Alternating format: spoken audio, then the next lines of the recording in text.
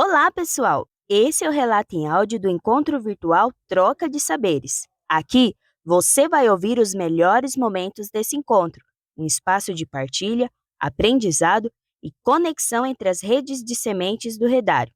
Vem com a gente reviver essa troca que inspira e fortalece.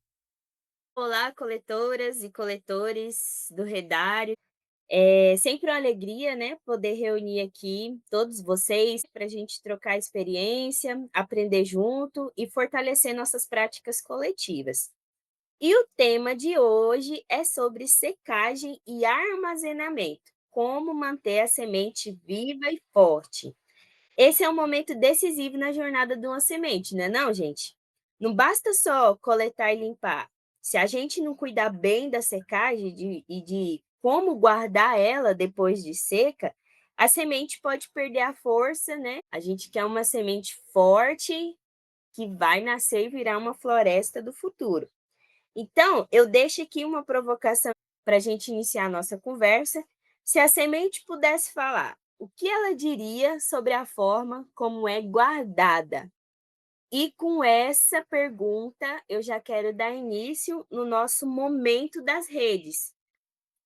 E aí, então, para a gente começar a nossa conversa, eu queria perguntar para vocês como você seca as suas sementes e depois de seca, onde você armazena? Eu sou a Vera, Nova Sevantina, na rede de semente do Xingu. A secagem de sementes depende da semente, da qualidade, da variedade da semente. Se ela for uma semente dura, você pode pôr ela no sol da manhã. E se ela for uma mole, como o angico, a paina, o ipê, esse deve ser secado na sombra, só o calor mesmo. Aí vai depender da semente que a pessoa está trabalhando, né? Então, meu nome é Francisco Barbosa, mais conhecido como Nego. É o seguinte, a semente aqui é diferente de outras regiões, né? É angico, aroeira braúna, entre outros. Eu costumo mais guardar em saco de papel, né? Saco de papel eu acho muito seguro, é por conta da temperatura que é muito quente. A garrafa PET é adequada, se a semente tiver, é boa. Se ela tiver alguma umidade, nem saco de papel a gente sabe que não vai prestar, ela pode perder, né? Então, o que eu acho certo, principalmente do umbu da caatinga, né? O piqui também, a semente de piqui eu guardo em caixa de papelão e saco de papel. Meu nome é Zilma Maria Santo Vicente, aqui do Aracruz, Espírito Santo.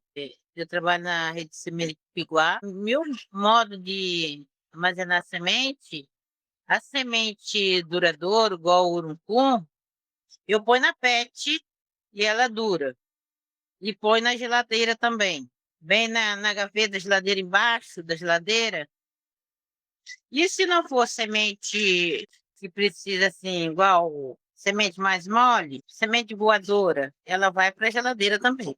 É no saco plástico transparente e dentro de um balde lacrado. O cajazinho não. O cajazinho eu só coloco no saco plástico e armazeno ele numa partilheira no alto. Esses são meus modos de armazenar as sementes. A semente que eu estou secando, igual a abóbora, eu ponho para secar na sombra e estou sempre mexendo. Eu vou lá e vou sempre virando. Qualquer tipo de semente, eu vou sempre mexendo com elas, para elas não dar bolor e enxugar. Põe numa peneira ou em cima de um sombrite e vou mexendo, sempre movimentando ela, para ela secar. Maravilha, dona Zilma, uma aula aqui pra gente. Então, a gente falou que umas coloca no sol, outras na sombra, umas em garrafa PET e outras em saco de papel, que tem semente mole e que tem semente mais dura. E é isso que a gente vai falar agora, entrando no nosso tema do mês. Como que o tipo da semente vai dizer a forma de secagem, o tipo de embalagem e o local de armazenamento? Então, para a gente entender sobre como secar as nossas sementes, precisamos ter claro que temos basicamente três tipos de sementes. A semente ortodoxa, que é aquela semente dura, aquela semente que quando você morde, em vez de você quebrar a semente, você quebra o dente. de tão dura que ela é. Então, essas são as nossas sementes ortodoxas. Eu trouxe aqui exemplo de 2.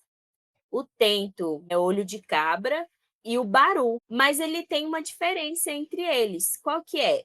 O baru tem a casca fina e o tento olho de cabra tem a casca grossa. Mas os dois são considerados ortodoxos. Do outro lado, a gente tem as sementes moles, que a gente também chama de sementes recalcitrantes. Essas sementes é aquelas que a gente consegue quebrar elas no dente. E aí eu tenho 2 exemplos aqui, o ingá e a cagaita. E é bem característico desse tipo de semente. O ingá, por exemplo, a gente abre ele, o fruto, a semente muitas das vezes já está nascendo lá dentro.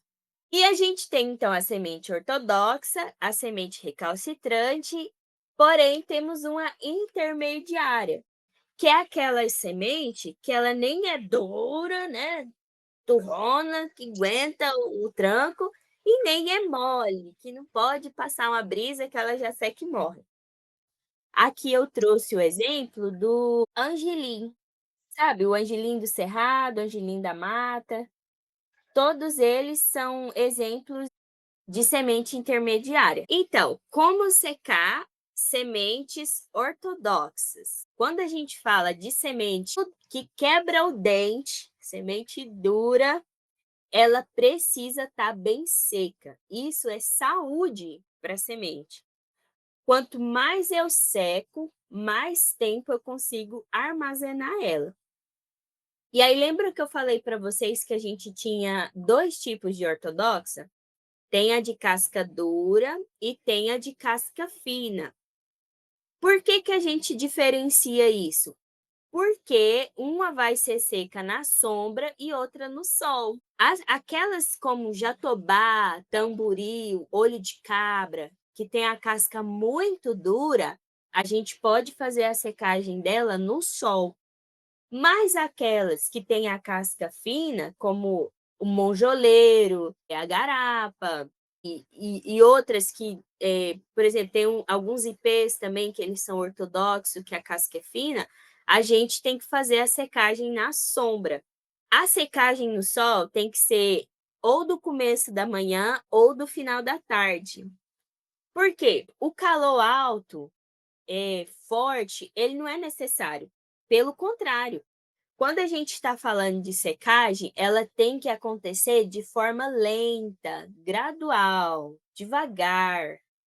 A secagem muito rápida, o calor muito alto, ele é perigoso, ele mata a semente. É fatal. Então, é por isso que a gente escolhe o sol mais fresco do dia, né? Que é o do começo da manhã e do fim da tarde. E as de casca fina a gente seca na sombra.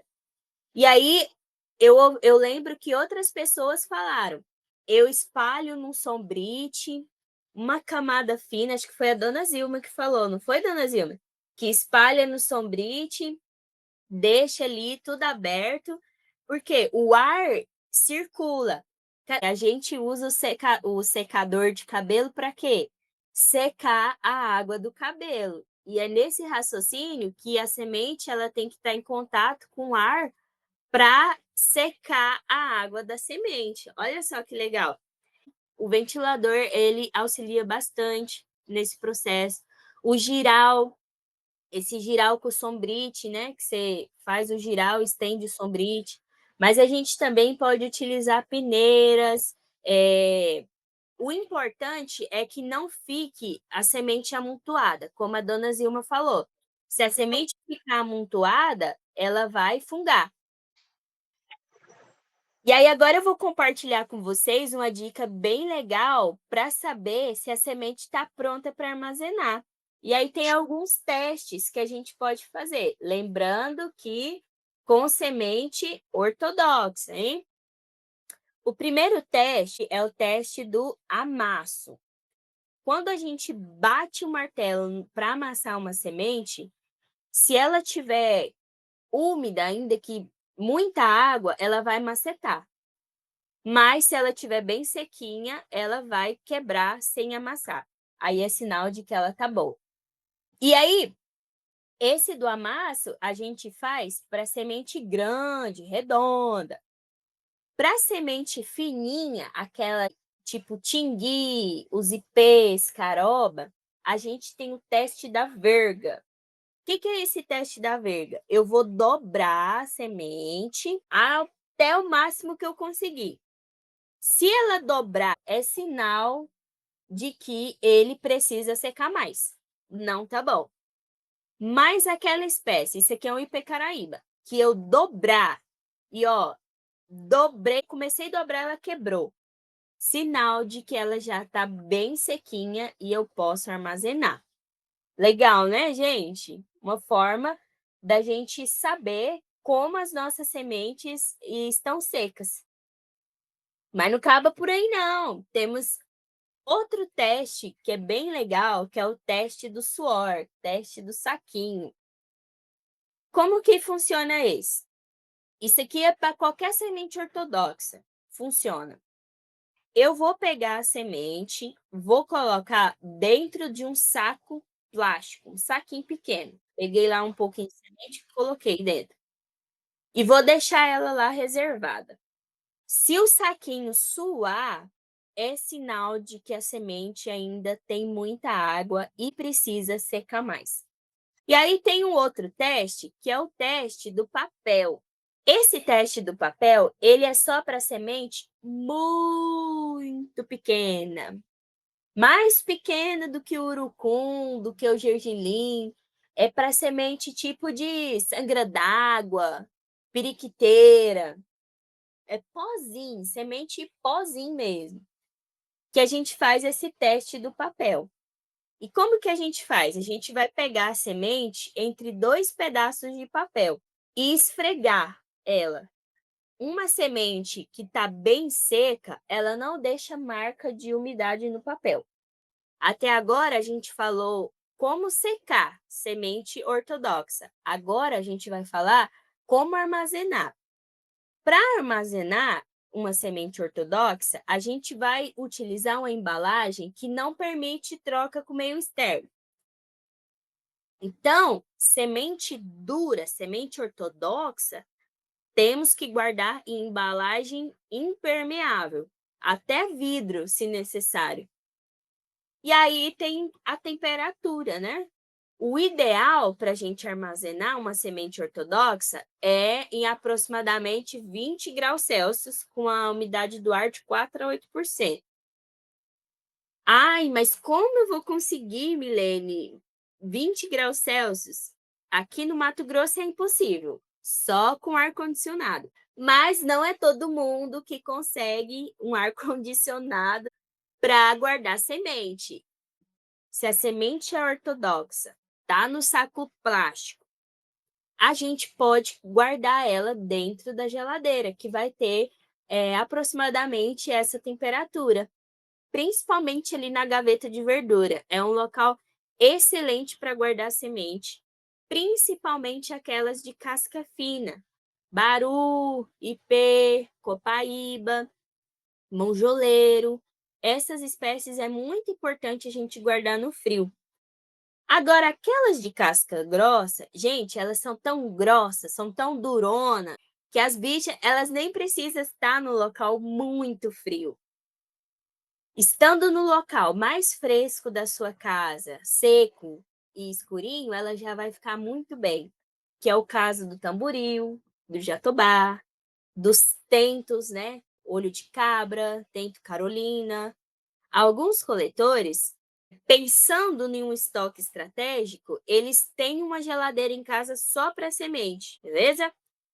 Agora a gente vai entrar para as recalcitrantes intermediárias. Gente, não tem conversa.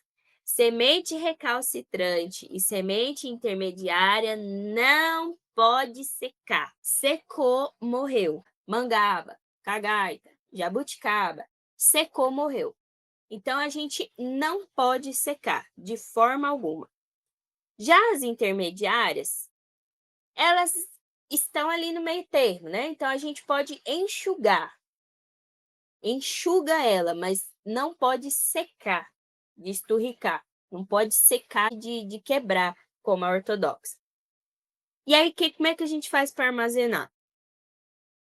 Do mesmo jeito que não pode secar a recalcitrante, ela também não pode armazenar. Armazenou, morreu. Como que a gente faz? Coletou, plantou. Não adianta a gente querer manter uma semente recalcitrante 1 mês, 2, 3 meses. Na primeira semana ela já morreu. Então, recalcitrante não pode secar e não pode armazenar. Se secar e armazenar, ela morre. E a intermediária? A intermediária a gente enxuga. Posso armazenar? Pode, por pouquíssimo tempo, tipo 2, 3 meses só. Depende muito da espécie. Elas têm muitas particularidades assim, mas eu posso armazenar. 2 a 3 meses ela aguenta, mas cada mês que eu armazeno é menos porcentagem de germinação para mim ter dela lá na frente, né? E como que eu armazeno as intermediárias? Por pouco tempo. Eu tenho que ter uma temperatura de aproximadamente 20 graus Celsius. E olha só, gente, o segredo é a umidade. Ela tem que ser armazenada no local úmido. E como eu falei, o buriti e o landi, eles são espécies recalcitrantes. E o meu esposo, o Marcos, ele fez o experimento de deixar ele por 1 ano dentro do córrego e depois de 1 ano ele teve germinação acima de 50%. Depois de 1 ano, gente. E ele é recalcitrante, secou, morreu. Mas guardado dentro da água, ele sobreviveu. Então, pessoal, depois que a gente secou e armazenou as nossas espécies, na hora da gente entregar para plantar, a gente precisa ver se ela está viva. E aí, para isso, a gente tem o teste do tetrazóio. No laboratório, eles fazem um teste para saber se a semente está viva, chamada tetrazóleo, que é com os equipamentos difíceis lá. Mas o coletor, com a faca e o martelinho na mão, ele faz o teste do tetrazóio, que é exatamente isso, é a gente ver se a semente está viva ou morta. E como que a gente faz isso? Antes da coleta, na hora de entregar, quando o técnico for pegar a semente, a gente vai pegar 10 sementes e partir elas ao meio. E ver se a massinha está branquinha, se não está amarelada, se não está com bicho. Temos 2 piqui.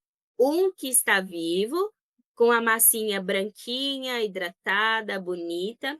E um outro piqui que está morto. Ó, tá seco, a massinha já morreu, já fungou. E por fora, se a gente olhar ali, eles estão iguais, tudo igual por fora. E eu faço com 10 sementes. Se de 10, 6, 7 sementes está morta, aquela semente minha não tá legal e eu não posso entregar ela. Beleza? E aí, uma dica para controle de patógenos é a boa secagem. Muitas vezes, quando a gente vai falar sobre patógenos, a gente espera uma fórmula mágica, um remédio milagroso que vai tirar todos os insetos e imunizar as nossas sementes. E, na verdade, isso não é real. A única receita, né, entre aspas, que a gente tem garantida para proteger as nossas sementes de patógeno é a secagem. Olha como ela é importante. Quanto mais bem seca a minha semente, se ela for ortodoxa, mais protegida ela vai ficar de patógeno. E outra coisa é, se não danificar a semente, a gente remover aquilo que chama o patógeno. E aí um outro segredo é a frequente manutenção. Não adianta eu coletar, secar, armazenar e esquecer minha semente lá.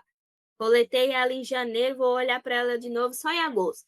Quando eu chegar lá, vai estar só o pó, porque o restante, as traças, besouros, já comeu tudo, né? Então é isso, pessoal.